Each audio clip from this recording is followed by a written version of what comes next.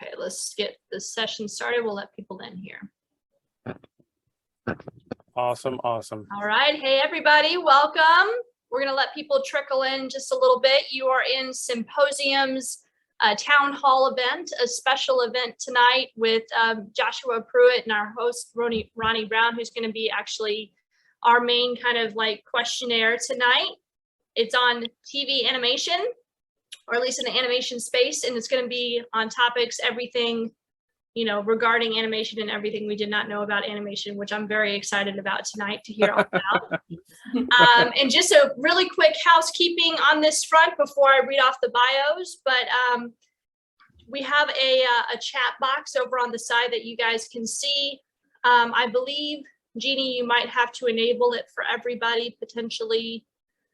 But our Jeannie Barman is going to be over in the chat, and she's going to be kind of helping with conversation over there. If you have any particular Q&As for Joshua and Ronnie, please drop them in our Q&A right there in the box. We can answer kind of questions as we go throughout, or maybe at the end. But this is about an hour-long session on all things animation, and I'm really excited about it. So, I'm going to read off right here. So who we have in our panel, you've seen her before. She's one of our pipeline people here. This is Miss Ronnie Brown, and over the span of 14 years, Ronnie has worked on a plethora of network productions for ABC, Adult Swim, TLC, NBC, Hulu, and Netflix. She's even served as a writing staff for Black Dynamite, the animated series on Adult Swim, and for Discovery Kids. She also worked on Daniel Spellbound for Netflix, Math Party for Netflix, Jim Henson Studios, and more. And with her versatile production and writing experience, Ronnie is looking forward to continuing writing and producing for live action and animated projects. So that is our host, Ronnie Brown, who's going to be throwing a bunch of questions at our guest tonight, Mr. Joshua Pruett, who is the only human being on Earth to have written for both Mystery Science Theater 3000 and Doctor Who. Isn't that kind of crazy? I love that. It'll be on my tombstone.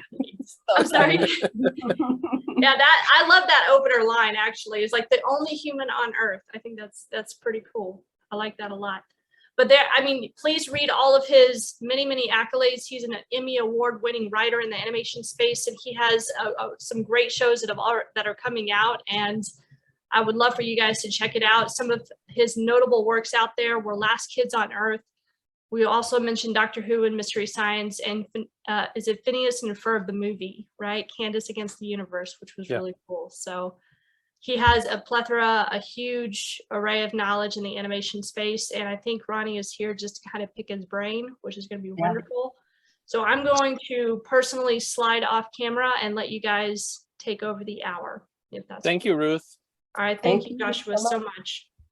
So everybody, basically, I told Joshua that I am going to approach this as if I'm sitting down having coffee and picking the brain of a potential mentor, because his work, his body of work and what he's done is extremely impressive.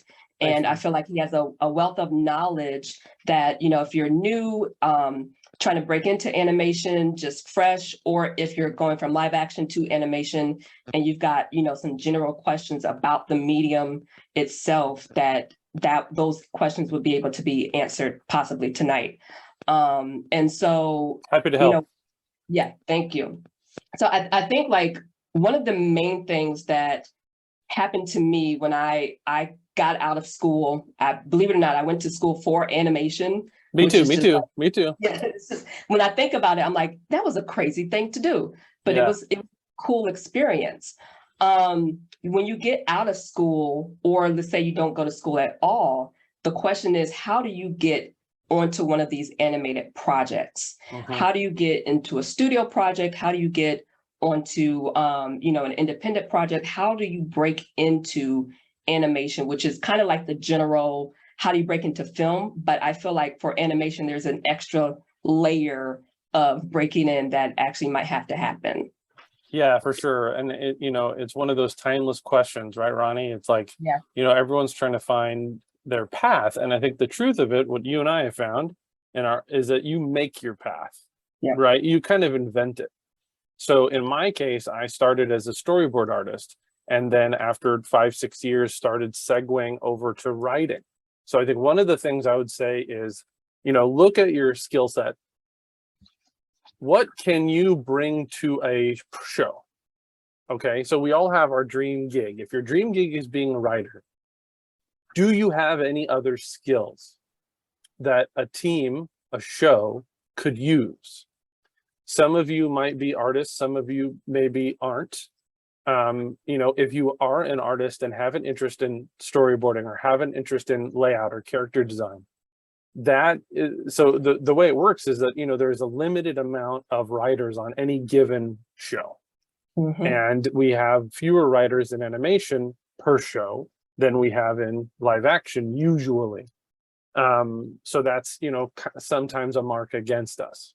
But I would say that, initially when you're trying to get your foot in the door and you're trying to get started, what can you offer that show so that you get in there and you learn what it takes to get these made, and you start making connections and you meet people, all of those things, right? When we talk about networking. But I think the first thing I would, look at your skill set. And, if you're not necessarily an artist, maybe you go the production route, right? I started as an intern, then worked into a PA position and then a coordinator position. So I was working in production for almost 2 years before, making that leap into storyboarding. And so, initially that might be your way in, but the beauty part about that is that it's an opportunity for people to see your hustle, right? Not necessarily your ambition for your dream job, but they want to see how hard worker you are. And so sometimes those are opportunities for you to establish yourself as someone who's, badass. And so I think that's the first question I would ask yourself is, if you're just trying to get in, you're trying to get that entry-level position, you're trying to bulk up that resume, what can you add? How can you help? As opposed to looking at it like, how do I lock in my dream position? But how can you help? What can you offer? Yeah, I love that. And I love that you mentioned breaking in different ways, because that was my trajectory. After I got out of school, believe it or not, I went down to Miami and I was just kind of like floating. I had no idea what to do next with my animation degree. Right. So I start interning on a reality show called Miami Inc. on TLC. Cool. And I got into casting, and that casting segued into me doing the same show in LA. And then as I'm out there, my roommate is working for South Park Studios. And so she got me in onto a gig. And so it was just like, it was one of those things where the luck met preparation at that point. Absolutely. But I was working in another area, and she helped me to get my first production gig. And from there, like you, I've coordinated, I've production managed, like I've done the production side and been able to segue into the writing side. That's great. And can I build on that, Ronnie? I just want to add to that, because I think that's a great, because our stories are similar, right? But there's differences. But I think one of the things that's so key in your story that you just shared that I want to make sure everyone's kind of hearing is like, there is this impression, a lot of pressure we put ourselves when we're coming up, that we've got to network, we've got to meet people. And I think the key thing is like, no, you're networking with your friend group. Like, Jim Cameron, the director, came in at DreamWorks when I was there, and he shared with everybody at this lunchtime thing like this, actually. And, someone asked him about networking. And one of the things he shared was like, look, if we're on a movie set, if you're on my set and you keep trying to, buy me lunch, right? It's not going to really get you what you want. He's like, the reality is, you're going to have friends coming up with you. Right. So it's not really about networking. It's relationships, right? Your roommate, like your actual friends, right? Yeah. Like I think what happens is we come in with that false assumption. And so we kind of put all this pressure on ourselves to like make all these professional connections. When the reality is, no, when you're in your group of hustlers, the people that you are friends with who are ambitious like you are, like people will start to establish themselves. And when they hear about opportunities, they make phone calls. And I just want to reiterate that that's a differently shaped path than what sometimes we're being sold. And Right. I think it's closer to the reality. The reality is, no, we're all coming up together, you know? Yeah. Yeah. You don't have to go out and seek, the top level showrunners in order to try to start your career. Who's Correct. around? Who do Who's you know? around you? Yeah. And then it's really relationship based instead of like, 100%. how do we help each other? It's Yeah. like, no, we have these things in common and we're friends, you know?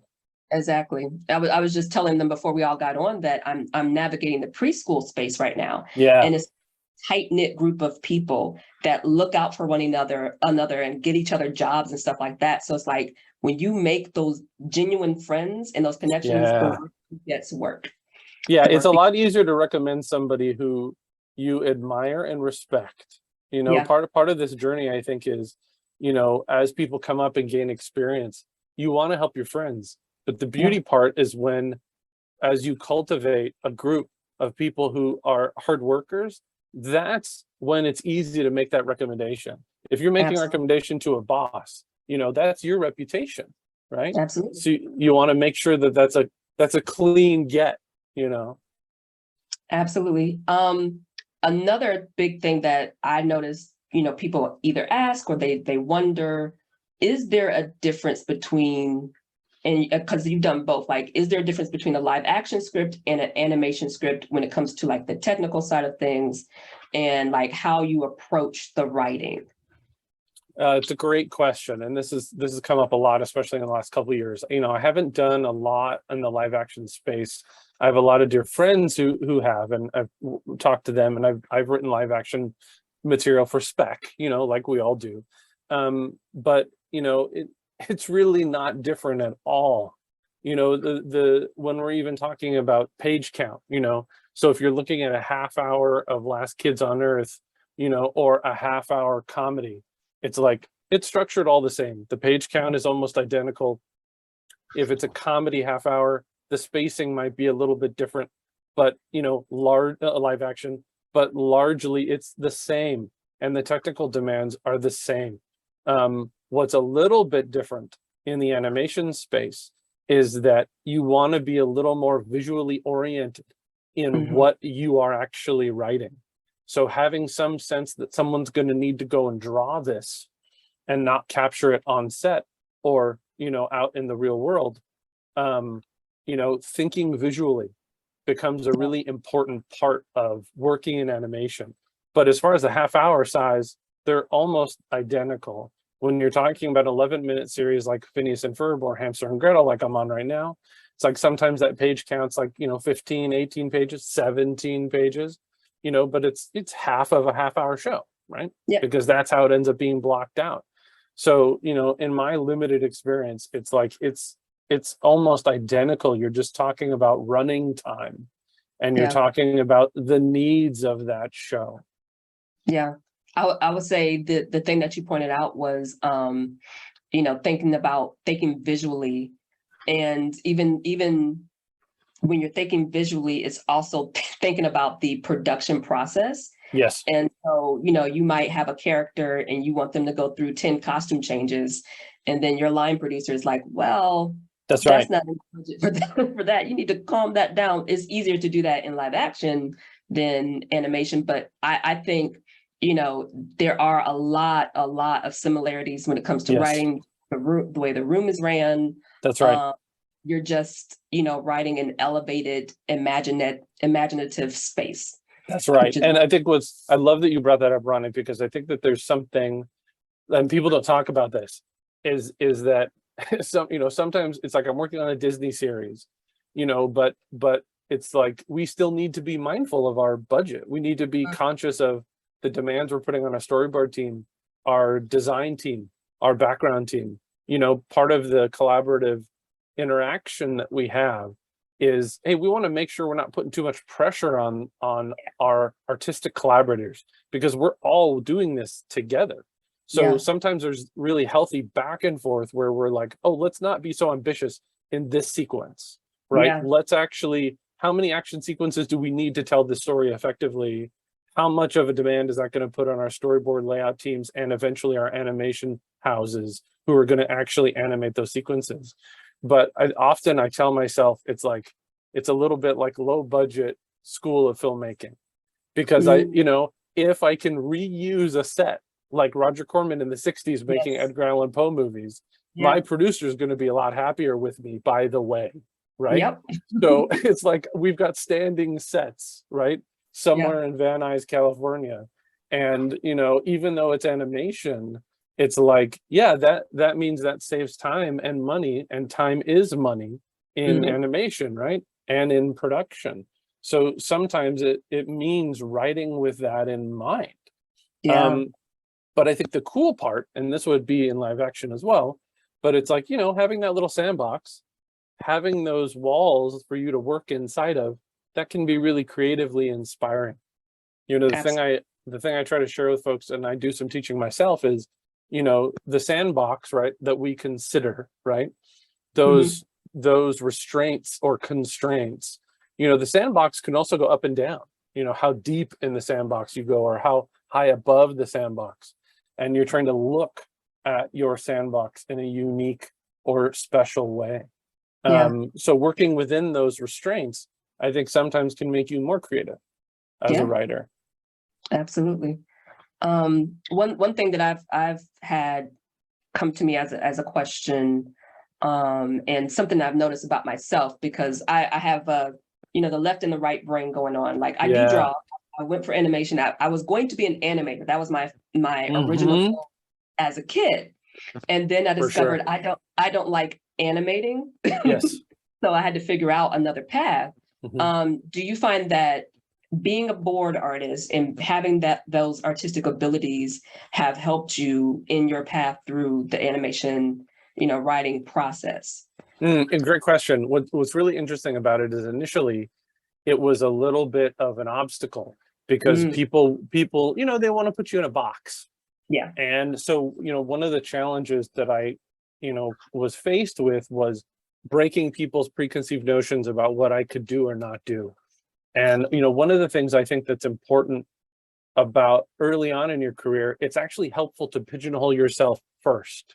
Because what you are trying to do is make yourself attractive to a line producer who's trying to fill a need, and that need is trying to fill a schedule. So one of the first things you want to do is not be confusing to somebody else. But that's only initially, because part of all you're trying to do is get in the door and establish yourself. And once you've done that, then you do the work of what's my long-term plan. So initially for me, getting in the door, it was storyboarding. That's really what I wanted to be doing. And so that was a journey, right? To get in the door. How do I make that happen? How do I get my first couple jobs? But then once I realized that, I thought writing was more of my superpower, one of the challenges I faced at DreamWorks initially was they didn't want to give me the storyboard test because I was already working in production. And they said that they actively discouraged people from making the transition from the production ladder to the artistic one. And I was super confused, because I thought that's how we did it, Ronnie. Like I thought you get in the door, you get your hands dirty, you understand how the sausage is made, and you're able to leverage that, right? And add that to your experience, to your resume. And so I waited for those people to get fired. They did. I waited a year. I asked again. At this point, I was on B movie as a coordinator.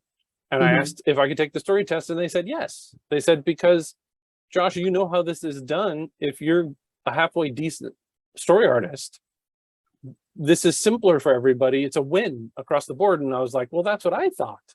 So I did my story test, and I ended up being the first internal production candidate in the history of the company to actually make the transition from production ladder to the artistic ladder.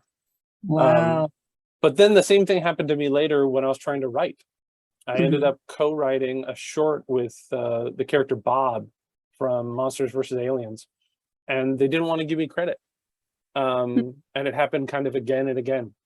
And it wasn't until there was a Dragon special I ended up co-writing after they told me I wouldn't get credit. But I got my first writing credit on that, and then ended up in a position where I had applied for a job on Phineas and Ferb and a job on Lego Movie. The money was the same. I got both job offers the same week. but I ended up accepting PHINEAS and FERB because for the first time I would get writing credit for the work I was doing. Wow. And that totally changed the course of my career. Because I just, that's where I wanted to go. That's where I thought my superpower was. But, I think it's important to have some mindfulness of what you're trying to do initially to get on that ladder, whatever that first ladder is. And then to have the resolve and the hustle to work in your spare time in order to make that jump to the other side. But I will say that I had a support from a lot of really wonderful people because I had taken my time and not let my ambition kind of cloud my hard work. I think, go ahead. No, I was gonna say, I love that. And I love that you mentioned the supportive people, because I feel like that's an important aspect of all of this. Your work friends, the people who actually believe in you. When I was production coordinating at Cartoon Network, I noticed that like most of the shows that were being pitched and greenlit were being done by board artists. Yes. And I'm like, well, I'm not a board artist. And it was a board show and they didn't even get scripts. And that was my first time even seeing that. I was like, whoa, you're making a show without a script. What's going on? But it took the showrunner of the show that I was on to look at me and say, you know what, I'm going to bring you on as the assistant in the next season in the room, because without that, it might have been very difficult, absolutely not drawing to get into that position. Well, and absolutely, Ronnie, my assumption is, because you're is that you've established yourself in that environment as somebody that they could count on. Right. And if you had been very focused on, I got to get that thing, I want to be a showrunner, I want to do this, these days, and I got to be honest, I'm not sure, there's some 36 folks in here. Everyone's coming from a different place, but I want to be straight with everybody and just say out loud that, I've run into a lot of young people who are shooting for showrunner, and we all know that's the big dream. We get it. But it's so important that you establish yourself as someone who can be counted on to do their job. Even if that low level job is not your favorite thing, we get it. But I'm talking to a lot of young folks who've got stars in their eyes, who aren't willing to kind of do the work at the ground level. And, that is how this gets done. That is the grit. That is the grit. It's good that you've got a dream, but we've got to apply that grit first. And I'm not saying, I'm not somebody who is like, be abused and be taken advantage of, because I was, right? It's not about that. It's not about that. It's that I've been very blessed by the relationships that I've built over the years. And it's based on, because you do the work. You do the work first, because that's the help that those people need. Right. Yeah, no, doing the work and establishing yourself as somebody who is reliable, that people want to call on is extremely, extremely important. Yes. So yeah, that and was fun to be around, Ronnie, right? Like that, God forbid. Yeah, they gotta want to have a beer with you. That's yes.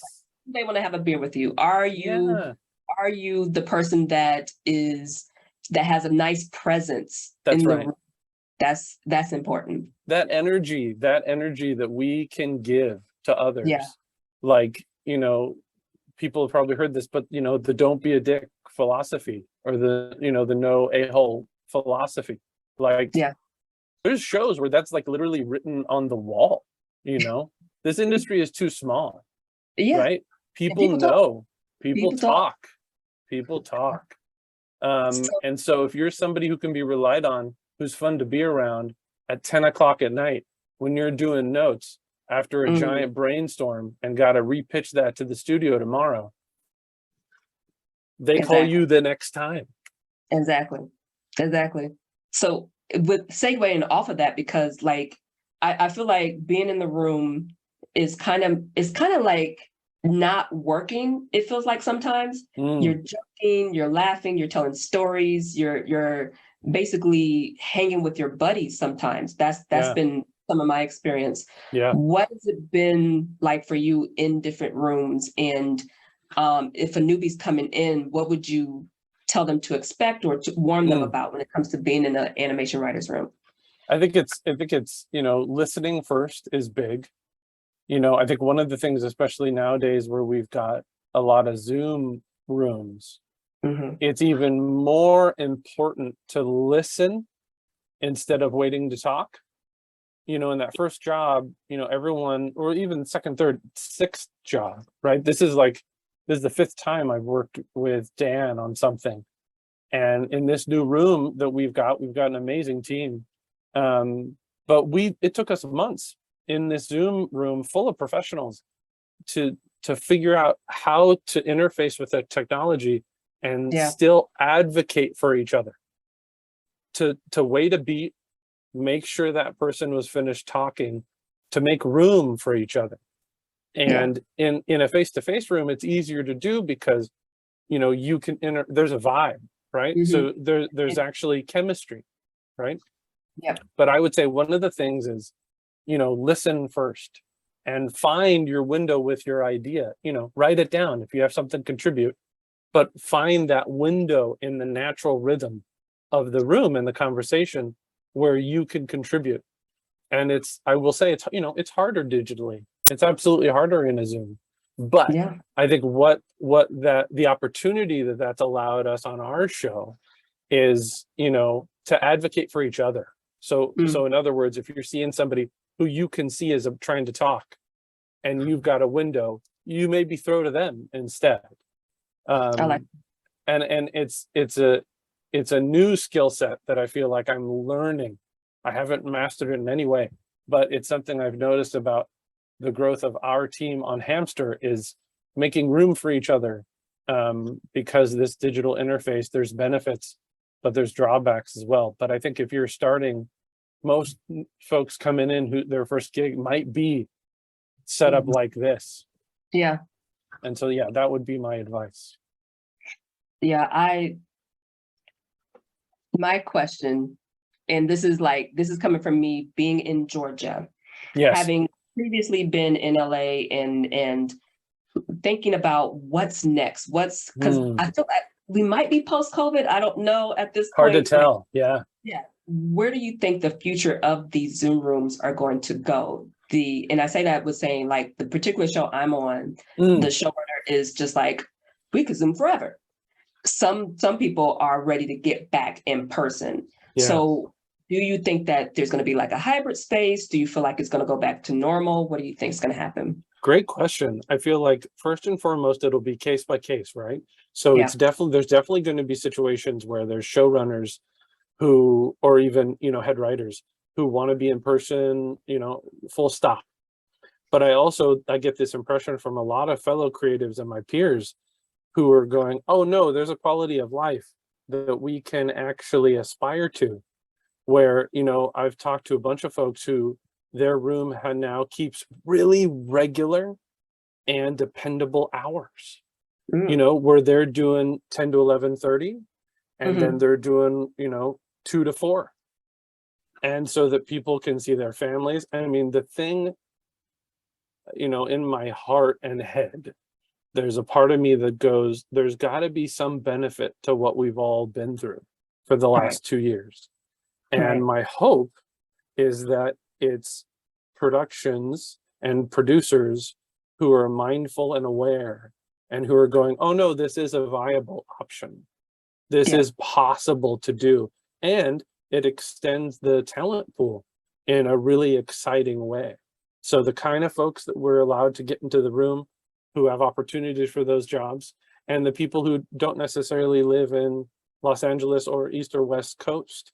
And so, you know, there's video game companies who've, you know, thrown out in the last 6 months where they're like, you don't ever have to come back in because our productivity has never been higher and we are still producing the kind of work that we need to as a company. So my hope is that, you know, it'll be hybrid because it'll give us some flexibility.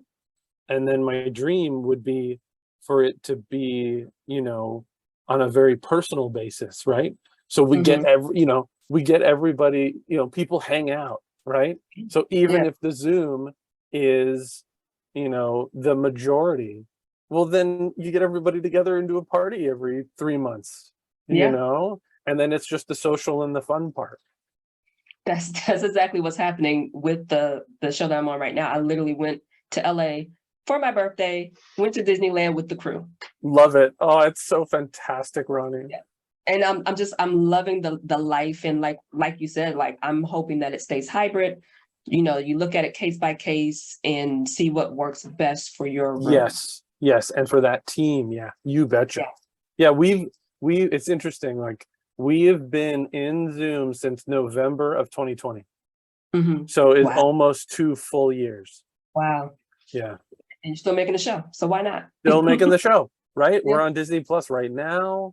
I mean, we did 30 half hours of this show.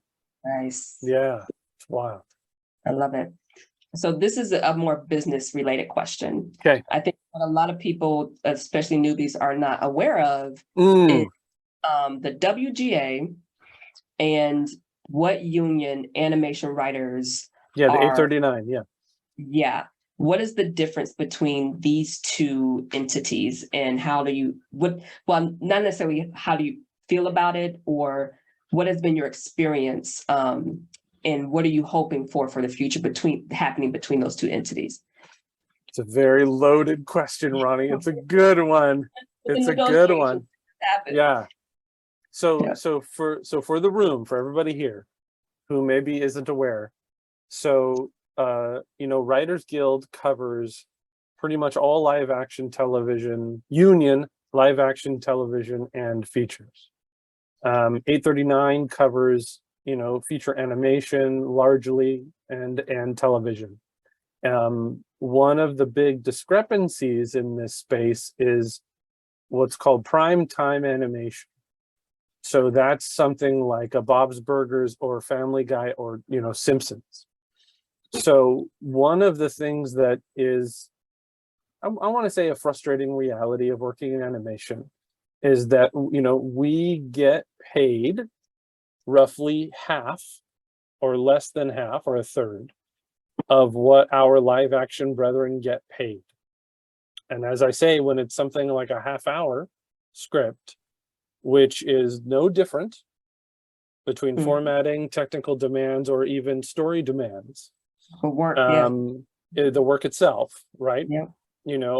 I don't stand to get residuals for the work I've done because of the how the animation union, the guidelines were built with the motion picture group, AMP, and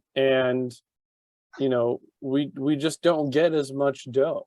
So luckily, we've got insurance, and we've actually got some of the better insurance coverage, if I'm totally honest.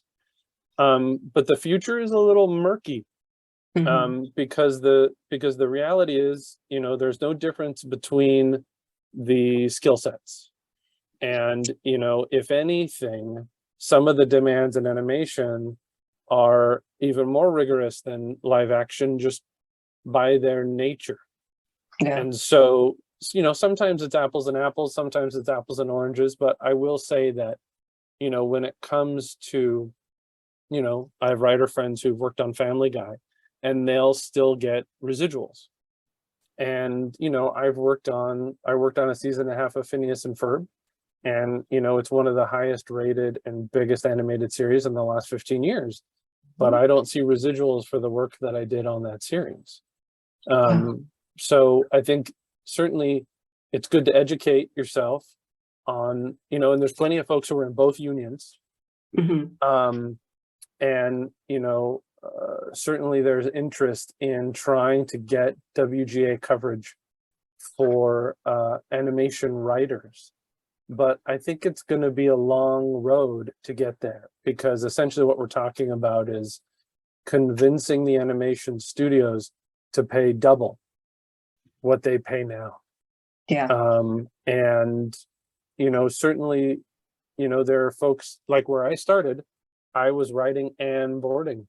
And so on board-driven shows account for some of the most successful series in the history of animation.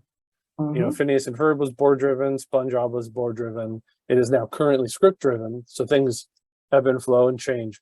But you know, I would like to see a little more parity, but between our compensation. I think, you know, I think working in animation is great, and you know, I don't consider it, you know, second best.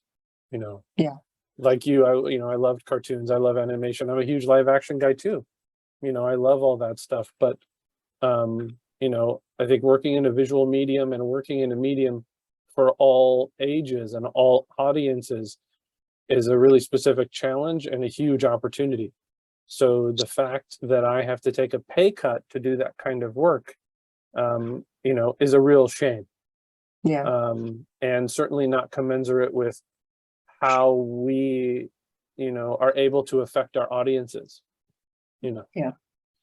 Honestly, I think at the end of the day, it speaks to the passion that we have for it. I agree. With the knowledge that there's people out there being paid twice, sometimes more. 3 times, what we're being paid. So it says a lot. It says a lot. But I am hopeful for the future as well with that. But I feel like these are things that, you know, newbie writers need to understand and be aware of going into this. 100%. And not just that, you know, you sit down and you write and you know, you get your creative side down. It's a business. And there's a strategy, right? Yeah. Strategize for yourself, you know, think about where you see yourself in 5, 10, 20 years. Think about, you know, where you want to write in the animation space, you know. So for instance, Ronnie, so you have some more experience in pre-K than I do. And one of the interesting things that happens, I think, is that people, you know, pre-K will get a bad rap. But on the other hand, man, like a lot of folks I know in pre-K, their jobs last longer. They stay on teams for longer. And, you know, they've got pretty good job satisfaction. So I think it's really about where you want to position yourself, where you want to see yourself, and, you know, what your plan is, you know, because, hey, getting paid to write, that is what we're trying to do. Yeah, it's a sweet gig, you know. It's a sweet gig. It's cool. Okay, so here's a lighter, funner question, because that, you know, if you could talk to your younger version of yourself, what advice would you give yourself when going into animation writing specifically? It's a great question. Couple things. The first thing is I probably would have made some shorts. I probably would have tried to produce something. Some animated? Animated or live action. I probably would have grabbed some friends and I probably would have made stuff. I think I was very focused on my portfolio and doing some samples, which is good, always good. But I think I would have made some things. Yeah. Because I would say last 15 years or so, you know, and more depending on your point of view, longer, but like, you know, making things and showing it to people are really the thing. So, you know, shorts, or, you know, maybe doing that comic or that graphic novel, you know, or self-publishing that book. I've done a little bit of it, but I think I probably would have done more, because, you know, finished things are even better samples than sample scripts. Even if that finished thing is short. Yeah. Because it shows that you can, you know, bring something to completion. I love that. Yeah, that's great advice to your young self for sure. Okay, so I do have a question that. Oh wait, hold on, Ronnie. What would you tell yourself? I've made shorts and stuff like that, and it's a lot of fun. So I think I would tell myself, I think I would honestly tell myself to relax a little bit more when it comes to that trajectory, because I reached a point in my life where I was production coordinating and I actually was getting frustrated because I had no idea how to get out of the production side of things. Yes. It could be, it's a total enigma because it's not one of those things where it's like, well, this is exactly what you do. That's right. But while I was, working on the show, at one point, I think my longest day was 26 hours straight at the studio. Been there. Yes, Been 26 there. hours straight at the studio, Yeah. taking retake notes and, communicating Yeah. with the overseas studios in Korea and stuff like that. Like, You bet. yeah, on the train ride back home to get a few hours of sleep to go back to the studio, I was thinking of what I'm going to write. So I wrote for myself, I wrote for fun. I never stopped writing. Yeah. And when the opportunity came along, I was ready. Yeah. So I think I would just ease up on myself instead of getting frustrated, and just know that, some things take time. Yeah, I love that. That's a real good one. I feel like I was talking to somebody about this today. Like, no one cares how long it takes but you. Mm-hmm. It doesn't matter. It genuinely doesn't matter. And we put a lot of pressure on ourselves, I think. But I think if we can extend ourselves a little bit of grace inside of that, I think maybe we'll enjoy the journey a little bit more. Yeah. Enjoy the journey. Enjoy the journey. That is the key, because it is a journey. Yeah. I'm sure you look back at everything you've been through and all the projects you worked on, and you're just like, man, that was a heck of a ride. And there's more to come. Like, it doesn't stop. and to not compare yourself to other people. Absolutely. Like, we all have looked out at our heroes, and we've seen their success and we've seen their trajectory, or we have close friends, who seem to have a better road than our road, or it seems easier. And I guarantee you it's not. I guarantee you it's not. And I think, more to the point, you've got to compare yourself to your journey. Mm-hmm. Where were you 6 months ago? Where were you 5 years ago? And separate friend I was talking to today, I was like, if I compare myself to 8 years ago, Josh, I'm fine. I'm fine. Cool. I'm a published author. I've got an Emmy Award. I'm doing okay. Yeah. I'm doing, I haven't show run yet. There's lots, I haven't published 10 books, but I've published 4 or 5. So, it's only compare yourself to yourself, because that's a slippery slope. We don't got time for that. No, not at all. We don't got time for it. Not at all. We ain't got time for that. Ain't nobody got time for that. Don't. So yeah, and I feel like just enjoying it, that's the most important part, because we make cartoons. It's supposed to be fun. It's supposed to be fun. We bring joy to other people. Yeah, that's awesome. We're literally what kids do when they come home from school, and they can't wait. They watch what we do. That's a gift. Yes, that's a gift. I love it. So out of that, like, that train ride, and I'm writing and, doing everything on my own when it comes to honing in on my craft.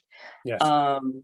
At the end of that journey, when I got that offer to, be my first writing assistant position, I looked at my body of work and it was all over the place. Okay. I write sci-fi, I write horror, I write cartoons, I write for old, for young, What advice do you have for someone who is putting their portfolio together? And you mentioned pigeonholing earlier.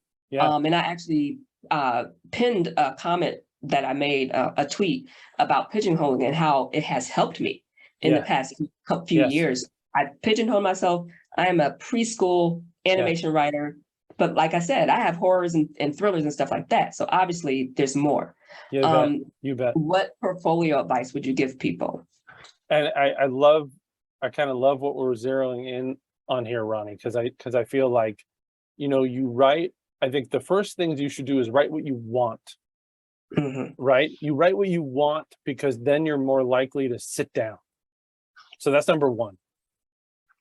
Then I think it's about pigeonholing yourself so that you can get that first gig. Mm-hmm. But I also think it's it's like, what do you do best? I think I remember, there's so many wonderful interviews out there with George Lucas, and it's like, he wanted to make more arty stuff. You know, THX 1138 is like an abstracted sci-fi exercise, you know, and it was Coppola who actually said, you know, I want to see what you can do that's human.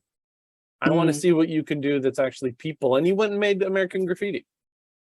Nice. So it's like one of Lucas's superpowers is, you know, accessibility in fantasy. Nice. You know, so look at yourself and go, okay, there's things I want to do. I love horror movies, right? I love it, right? I've written horror short stories. I want to get into that space. So I'm diversifying a little bit, right, from my journey. But it wasn't necessarily a superpower right away, but I've been funny for a long time. So for me, it was like, okay, cool. Coming from DreamWorks feature animation, I want to have some funny samples. You know, if I'm going to be in this family space, that's worth my time to cultivate because it's easier for someone to get. Yeah. They'll look at my resume. So it doesn't mean don't write that horror spec. Write it because it brings you joy. Yeah. But if you're trying to get a comedy job, right, maybe do a comedy horror thing. Or if you're going to write 3 specs that year, and that would be a good average, at least 2, you know, if it's 3, 2 of those are comedy and 1's horror, 1's for you, right? Nice. It's like that adage of like, you know, you write what you do 1 for them and 1 for you. Yeah. Right. So that way, when when there's an opportunity, right, Ronnie, like you said, when there's an opportunity and someone goes, oh, hey, I've got this thing. Do you have like a comedy? And you're like, yep, I got 2 of them. Yep. There it is. Luck meets preparation. That's it. Every time. And I think that, you know, writing the thing you want first, again, it's like, then you're going to sit down. If it feels too much like a homework assignment, like don't do it.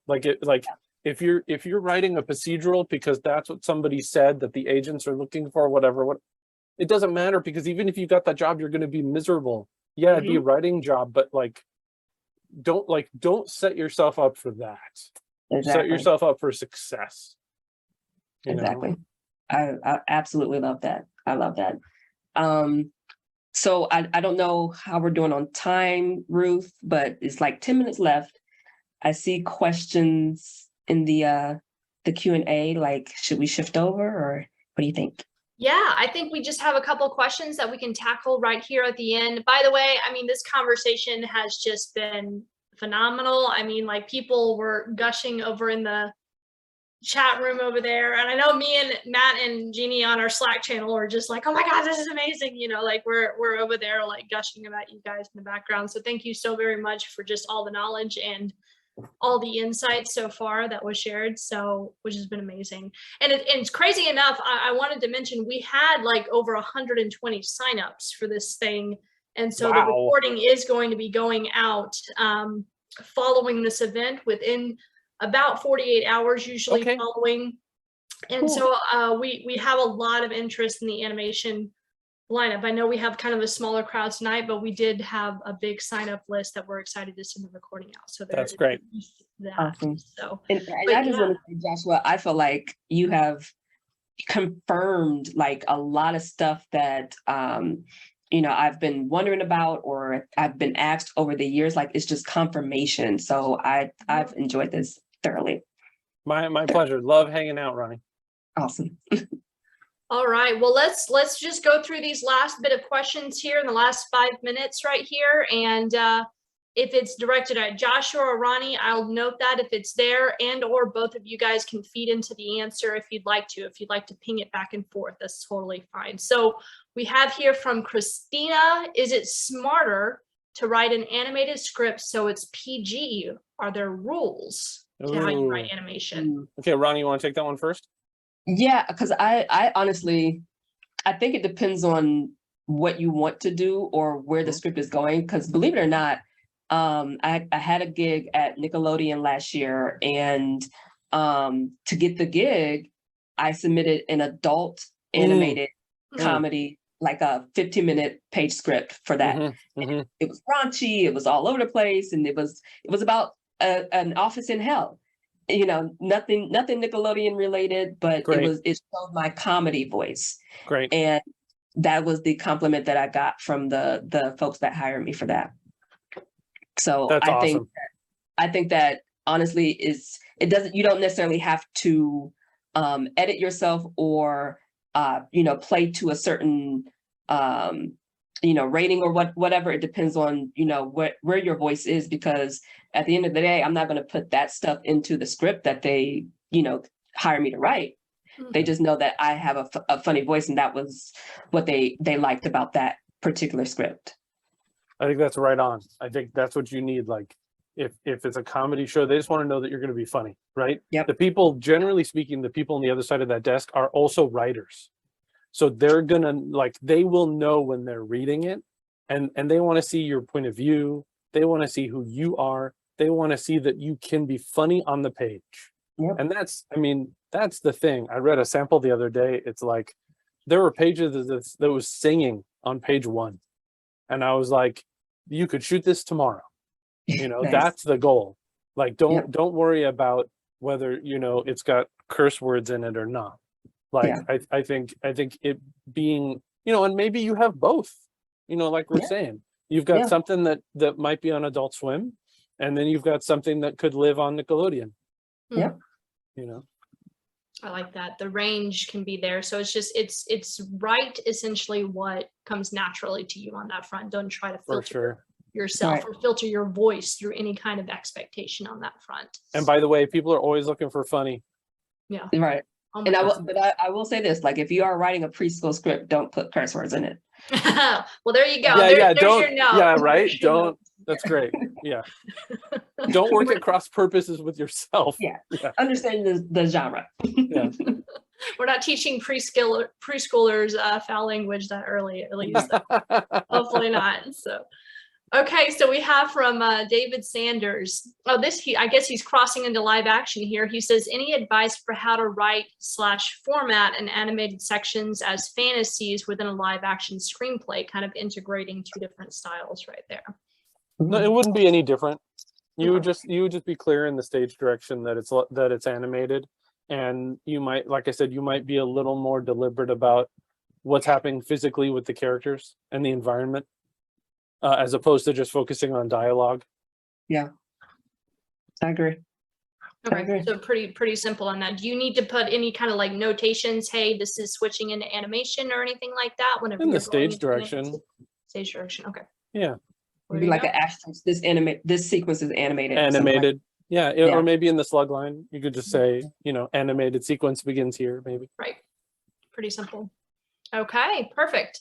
All right, so from Dean, I think he has a 2 question here. As to question on writer compensation, I think you guys talked about that during the hour. What are the expected net profits versus costs for live action versus animated script or similar links? And I think he's talking probably about feature.